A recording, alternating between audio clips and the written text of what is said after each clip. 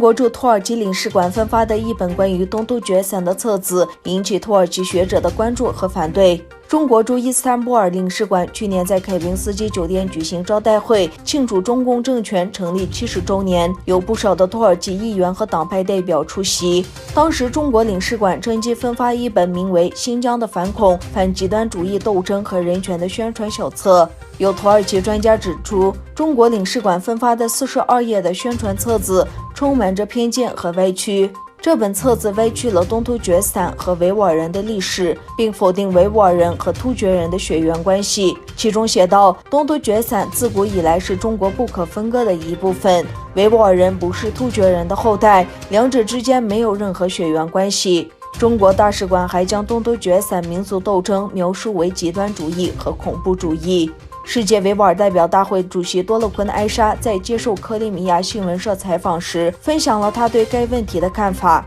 他强调说，在中国的宣传中，试图抹杀维吾尔族的历史和文化，并继续他所实施的种族灭绝。另一方面，今年2月，土耳其外交部长乔乌索欧卢批评北京方面对土耳其人与维吾尔人之间的联系持怀疑态度，并称土耳其人与维吾尔人有种族、宗教、文化和历史联系。他说，维吾尔人当然是突厥人，我们没有强迫他们教土耳其语，他们的土耳其语比我们更好。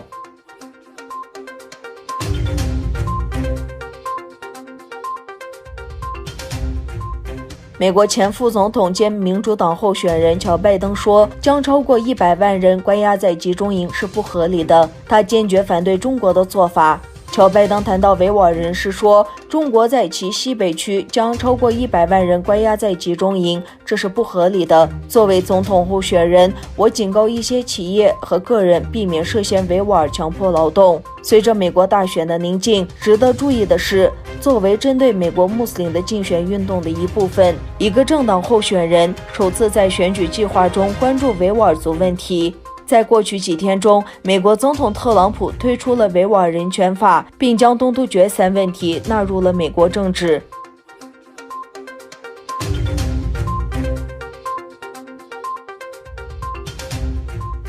中国在香港推出国安法后，英国谴责中国严重违反中英联合声明的规定，承诺为香港公民开启移民入境路径。英国首相约翰逊周三表示，中国制定并实施香港国安法明显严重违反了中英联合声明。约翰逊说，香港人的基本自由受到侵蚀，英国将信守承诺，提供帮助。约翰逊还称，已经明确表示，如果中国继续其行动，英国将为拥有英国国民海外护照的人提供新路径，让他们拥有有限居留许可，在英国生活、工作，随后取得国籍。持有 NBO 护照的香港人将获准进入英国工作、生活5年，之后可以申请入籍。英国国民海外护照是1997年香港主权移交前，英国为香港人推出的一项特别政策。目前香港约有30万人持有这种护照。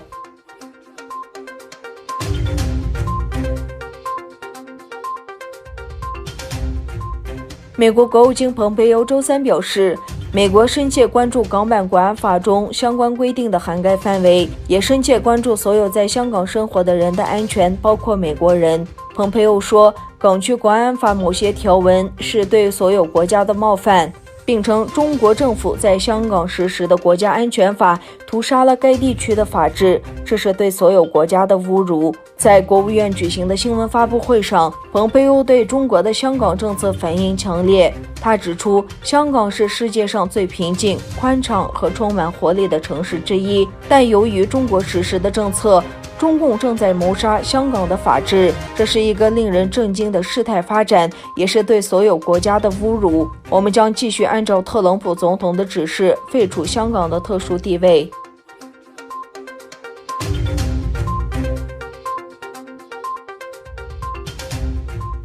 在中国出现的武汉肺炎导致全球旅游业损失至少1.2万亿美元。联合国贸发会议发布《武汉肺炎与旅游业报告》，报告显示，由于中国病毒大流行导致全球旅游业停塞近4个月，全球旅游业可能损失至少1.2万亿美元，占全球 GDP 1.5%。联合国贸发会议同时发出预警，如果旅游业中断持续8个月，损失可能增加到2.2万亿美元。